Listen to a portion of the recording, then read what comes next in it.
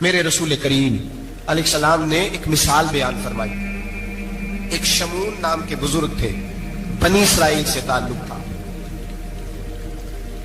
بڑی عبادت کرتے تھے، 1000 سال عبادت فرمائی، ساری رات نفل پڑھتے، سارا دن روزہ رکھتے، اور پھر روزہ رکھ کے تو کافروں سے جہاد کرتے، ساری زندگی جہاد میں گزاری، جس جنگ میں گئے اللہ نے فتح عطا فرمائی.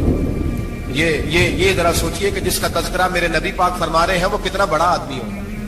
ولی اگرچہ بنی اسرائیل کے تھے لیکن اتنا زبردست ان کا جہاد کرنے کا طریقہ تھا، بڑا جہاد کیا، بڑی انہوں نے، کافر بڑے پریشان تھے کہ بندہ قابو نہیں آتا، بڑی دور تک بات گئی، بڑی جدوجہد کی، لیکن حضرت شمون علیہ رحمہ بنی اسرائیل کے ولی تھے، قابو نہ آئے. آخر ان کی بیوی کو خریدا. اور یہ ایک دو مثالیں بیویوں کی آ گئی ہیں، خامد بھی بکتے ہیں، یاد رکھنا، بھائی بھی بکتے ہیں. اللہ ماشاءاللہ جب کوئی بکنے پہ آتا ہے تو پھر وہ اپنے معیار کو قائم نہیں رکھتا، پھر لوگ گر جاتے ہیں معیار سے.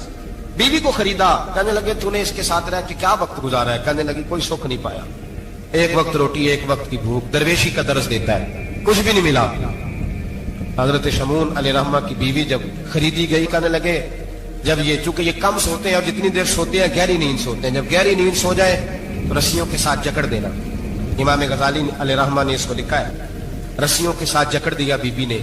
حضرت شمون اٹھے نہ تو اپنے آپ کو رسیوں سے بندھا ہوا دیکھا، اللہ اکبر کہا، جب اللہ اکبر کہا تو ساری رسیاں ٹوٹ گئی.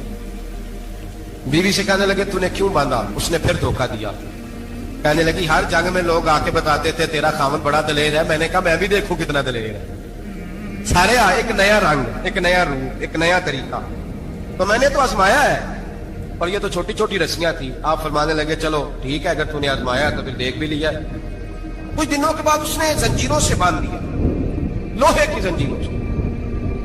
اٹھے تو بندھا ہوا پایا، اللہ اکبر کا تو زنجیریں بھی ٹوٹ گئیں.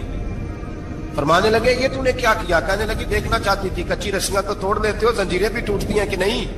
ہاں بھائی ٹھیک آتے لوگ بتاتے ہیں تو واقعی دلیر ہے، ہر جنگ میں کامیاب ہوتا ہے.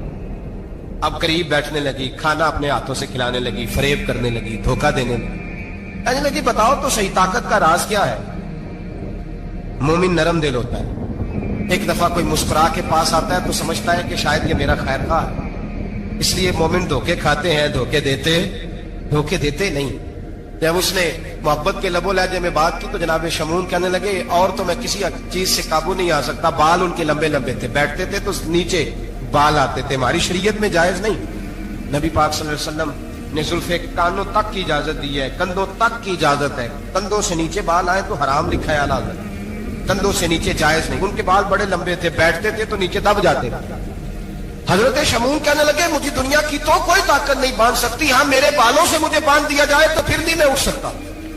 بس اس کے ہاتھ بات آ گئی، اس نے کھانا بھی کھلایا، اس نے بستر بھی بچھا کے دیا، پیر بھی دبایا. جب سو گئے تو اس نے ان کے بالوں سے انہیں باندھ دیا اور کافروں کو جا کے بتایا کہ آج نہیں کھول سکے گا. جب اٹھے تو بندھا ہوا دیکھا، بیوی کی طرف دیکھا، کہا تجھے خیال نہیں آیا کھول دے؟ کہنے لگی ساری زندگی غربت دی تو نے، یہ دیکھ مجھے ہیرے ملے ہیں، کنگن ملے ہیں، یہ دیکھ میرے کانوں میں ہیرا، سونا چاندی، ہر چیز، چل جا، تیرا کیا کرنا ہے؟ ساری رات عبادتیں، سارا دن تو ذکر فکر اور جہاد میں گزار دیتا. دھوکہ دیا.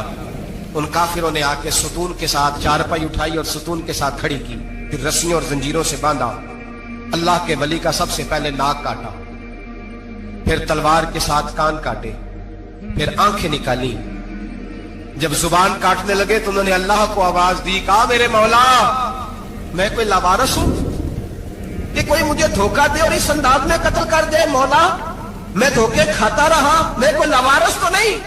جب یہ دعا فرمائی تو پھر بجلی چمکی، پھر اللہ کا قہر برسا. امام غزالی فرماتے ہیں وہ کافر جو آئے تھے وہ جلے، اس طرح جلے کہ ان کی ہوا بھی اڑ گئی. اب وہ بی بی دوڑی آئی اور پیروں میں بیٹھی، کہنے لگی بخش دو.